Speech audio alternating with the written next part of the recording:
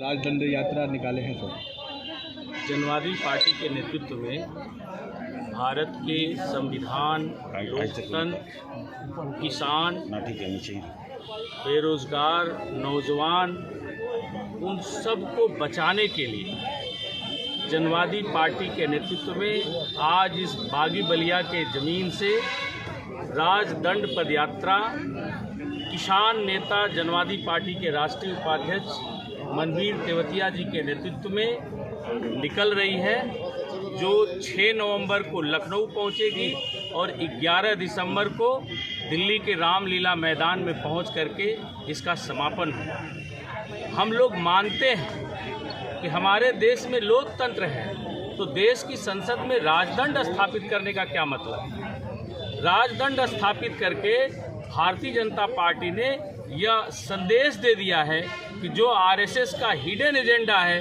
देश के लोकतंत्र को खत्म करने का, कमज़ोर करने का, बाबा साहब के संविधान को कमज़ोर करने का, वह एजेंडे पर आरएसएस और बीजेपी दोनों मिलकर के काम करना शुरू कर दिया है, जिसके खिलाफ हम जनवादियों ने यह संकल्प ले लिया है कि भारतीय जनता पार्टी के इस चेहरे को हम लोग बेनकाब करेंगे और देश के लोकतंत्र और संविधान को हम लोग कमज़ोर नहीं होने देंगे।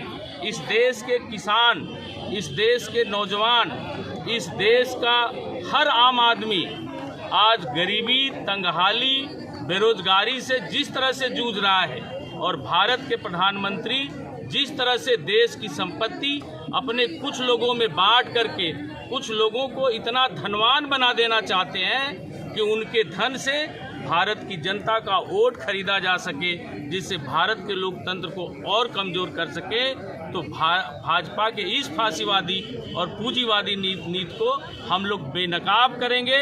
और यह आज हमारी जो पदयात्रा शुरू हो रही है, इसका स्वरूप आज भले हजारों में है, लेकिन दिल्ली पहुंचते पहुंचते मोदी की चूल्हे हिला देगी और भाजपा के ताबूत में एक इतनी मजबूत कील ठोकेगी कि 2024 के चुनाव में भाजपा सरकार जाएगी और इनके मंसूबे से पूरा देश परिचित होगा।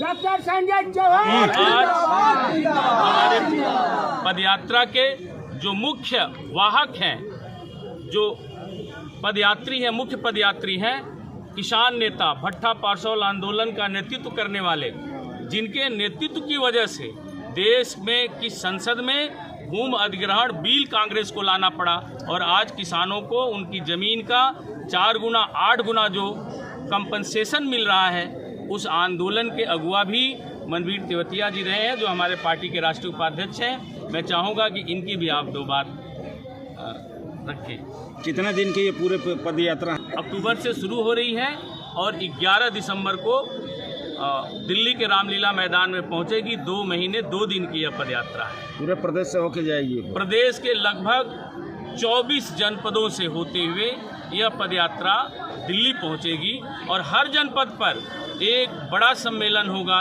एक बड़ा कार्यक्रम होगा और कार्यक्रम से हम लोग डीएम को ज्ञापन देते हुए इस पदयात्रा को आगे बढ़ाएंगे। आज भी हम लोग अभी इस कार्यक्रम से निकलेंगे और पदयात्रा को हरी झंडी दिखा करके हम लोग पैदल डीएम कार्यालय तक जाएंगे और डीएम को ज्ञापन सौंपेंगे और सौंप करके यह पदयात्रा पुनः अपने गंतव्य स्थान की तरफ निकलेगी और हनुमानगंज तक जाएगी।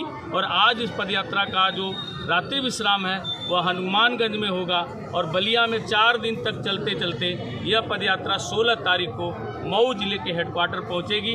ऐसे ही आगे का क्रम चलता है। कैसा लगता है आपको कि BR अम्बेडकर द्वारा लिखी गई संविधान को भारतीय जनता पार्टी इसको खंडन कर रहा है? आपको क्या लगता है? भारतीय जनता पार्टी ने संसद के अंदर राजदंड स्थापित करके ही यह संदेश दे दिया है कि अब हम लोकतंत्र पर राजतंत्र को स्थापित करेंगे। डॉक्टर भीमराव अंबेडकर के संविधान के ऊपर हम आरएसएस के संविधान को चलाएंगे। मनवीर तेवतिया जी।